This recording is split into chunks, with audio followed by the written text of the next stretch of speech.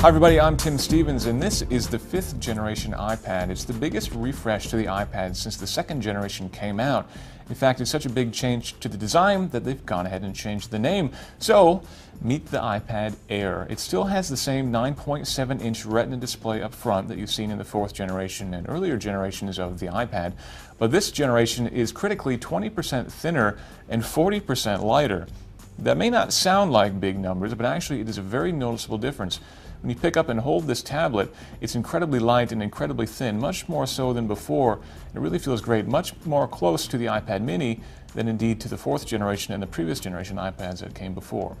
It has the A7 processor, which we just saw introduced in the iPhone 5S, which is a 64-bit chip, which gives really great performance. We've actually seen noticeable improvements over the 4th generation iPad, which itself was quite a performer.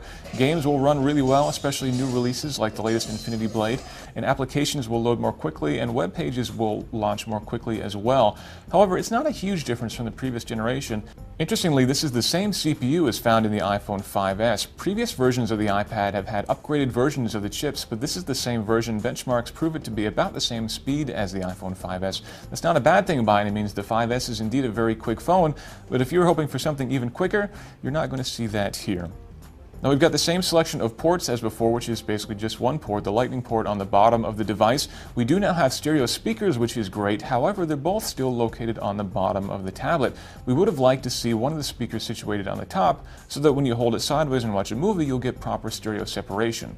The other thing that we would have liked to see would be Touch ID. That's something that Apple introduced with the iPhone 5S so that you can just hold your finger on the home button and unlock the phone without having to type in your PIN code.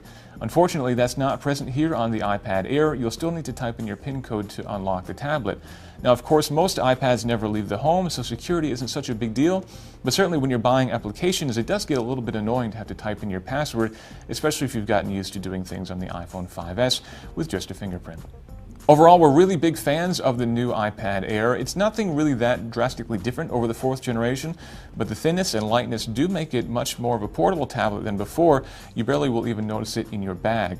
In terms of the competition, it certainly does stack up pretty well in terms of specs and performance. However, it's still a fairly expensive tablet, starting at $499 for the 16GB version and going up $100 each as you go to 32, 64, and 128GB. If you like the 3G or LTE versions of the tablet, you can get those for an additional $130 each. Again, pricing very similar to the 4th generation iPad. There are quite a few lower-cost tablets on the market, but none offer the sort of quality of design that the iPad Air has. However, there is some new competition for the iPad Air, and that is the iPad Mini Retina, which Apple also introduced. The iPad Mini Retina doesn't come to the market until a little bit after the iPad Air, but with the Retina display and also the A7 processor inside, we think that Apple's got more competition on the inside than it does on the outside of the market right now.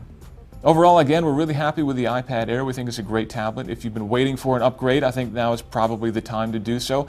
But if you've got a 4th generation iPad, the performance difference isn't all that drastic. And unless you're really looking for something thinner and lighter, we think you'll probably be happy to stick with that for at least another year. Again, this is Tim Stevens, and this is the Apple iPad Air.